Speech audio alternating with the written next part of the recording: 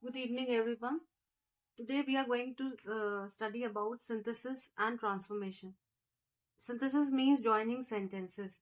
So there are two sentences here, and the subject in both the sentences is he. That is, the subject is same. So the first sentence is he is rich, and the other one is he is unhappy. Now it is assumed that a person who is rich is supposed to be happy, but here the person who is rich is unhappy, so it is showing a contrast.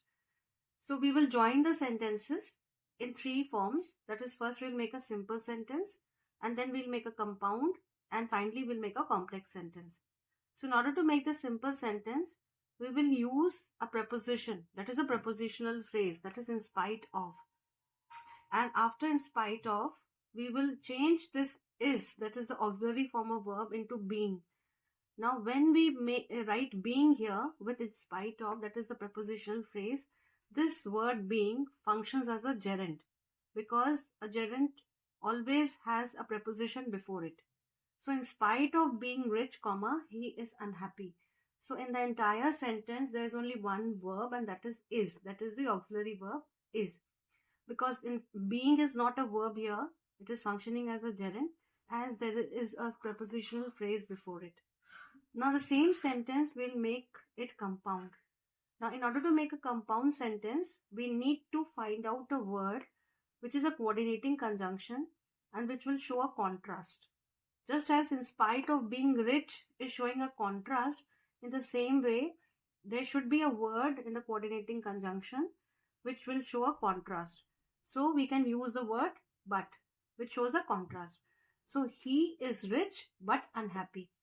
Now, instead of writing the entire sentence, that is, he is rich but he is unhappy, we can just write the word unhappy because we are talking about the same subject. So, there is no need to repeat the subject as well as the verb again. It makes sense here because it has been joined by a coordinating conjunction. So, both the parts, they are equivalent and they make sense. Now, the same sentence we'll change it into complex.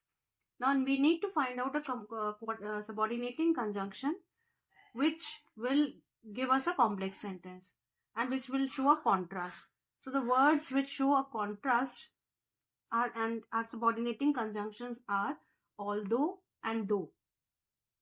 So this part, that is although he is rich, this is the subordinating clause because the word although is making it subordinating. Subordinating means it is dependent on the second part.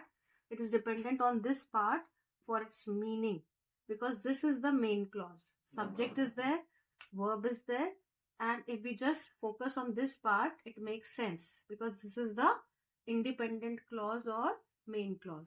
But if we talk about this part, it does not make any sense because it is dependent on the other part for its meaning. So the word although, it is a subordinating conjunction, and it is also called the adverb of contrast or concession. This also shows an adverb of contrast or concession.